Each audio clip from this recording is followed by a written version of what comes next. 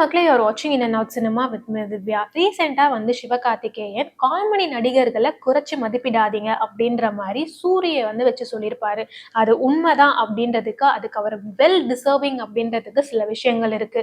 ஊர்ல இருந்து வந்து பாத்தீங்கன்னா சினிமா கனவோட ஒரு பெரிய ஹீரோவாகணும் அப்படின்ற மாதிரிலாம் இல்லாம சினிமா கனவு மட்டும்தான் அவருக்கு எல்லாமே அப்படின்ற ஒரு எண்ணத்தோட வந்து இந்த சூரிய வந்து பாத்தீங்கன்னா ஆரம்ப காலகட்டத்துல எல்லாருமே சொல்ற மாதிரி பயங்கரமா வந்து கஷ்டப்பட்டிருக்காரு. இன்ஃபேக்ட் வந்து பாத்தீங்கன்னா அவர் செய்யாத வேலையே இல்லை அப்படின்ற அளவுக்கு கிளீனர், ஆட்டோ டிரைவர், பனியன் கம்பெனில வேலை பார்க்கறது, போஸ்டர் ஓட்டுறது, மேரேஜ் ஃபங்க்ஷன்ல போய் டெக்கரேஷன் பண்றது அப்படின்னு எல்லா வேலைகளுமே, கிடைக்கிற எல்லா வேலைகளையுமே பார்த்து கொஞ்சம் கொஞ்சமா வந்து பாத்தீங்கன்னா அவரோட சினிமா கனவை நோக்கி ஓடிட்டே இருந்தாரு.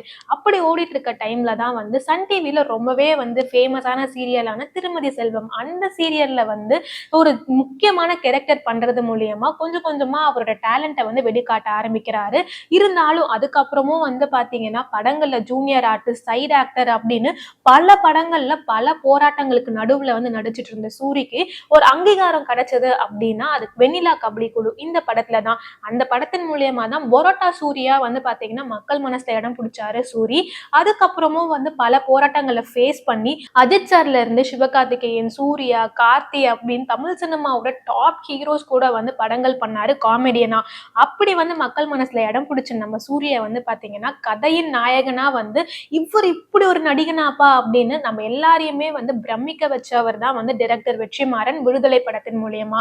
இந்த விடுதலை படத்துல வந்து பாத்தீங்கன்னா சூரியோட ஆக்டிங்கை வந்து எல்லாருமே ரொம்ப பிரமிப்பா பார்த்தாங்க அப்படின்னே சொல்லலாம். இப்படிப்பா ஒரு காமெடி ஆக்டரா வந்து பார்த்துட்டு இருந்தோம், அவருக்குள்ள இப்படி ஒரு நடிப்பு திறமையா அப்படின்னு எல்லாரையுமே வந்து பாத்தீங்கன்னா அவரோட யதார்த்தமான நடிப்புல அந்த கேரக்டரா உள்வாங்கி எல்லாரையுமே வந்து பாத்தீங்கன்னா ரொம்ப பிரமிக்க வச்சிருப்பாரு சூரி. என்னதான் வந்து இந்த அளவுக்கு ஒரு வளர்ச்சியை வந்து ஹார்ட் ஒர்க் கொடுத்து வந்திருந்தாலும் இப்ப வந்து ஹீரோ ஆயிட்டோம் அப்படின்ற ஒரு ஆணவம்லாம் இல்லாம எப்படி இருந்தாரோ பழைய மாதிரியே வந்து பாத்தீங்கன்னா பழச மறக்காம எல்லார்கிட்டயுமே ரொம்ப இயல்பா டவுன் டு எர்த்தா பழகுற ஒரு பர்சனா தான் வந்து சூரி இருக்காரு. இப்ப அவரோட நடிப்புல வந்து ரீசெண்டா வந்து ரிலீஸ் ஆக இருக்கக்கூடிய படம் வந்து கருடன். இந்த படத்துலயும் வந்து பாத்தீங்கன்னா ட்ரெய்லர்லயே ஒரு நடிப்பு மிரட்டல கொடுத்திருக்காருன்னு சொல்லலாம் சூரி. இதனாலே வந்து பாத்தீங்கன்னா சூரி அப்படின்றவர் ஒரு காமெடியனா மட்டும் இல்லாம, ஒரு நடிகரா மட்டும் இல்லாம, ஒரு நல்ல மனுஷனா மக்கள் மத்தியில வந்து ஒரு மிகப்பெரிய இன்ஸ்பிரேஷனா மாறி இருக்காரு.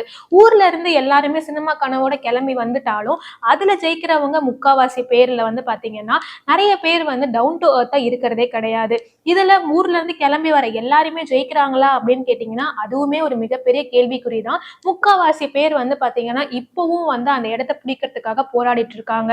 அந்த ஜெயிச்ச சில பேர்ல வந்து இன்ஸ்பிரேஷனா மாறி அவங்க வந்து பாத்தீங்கன்னா எல்லாருக்குமே ஒரு ரோல் மாடலா இருக்காங்க. அதுல முக்கியமா ஆக்டர் சூரிய சொல்லலாம்.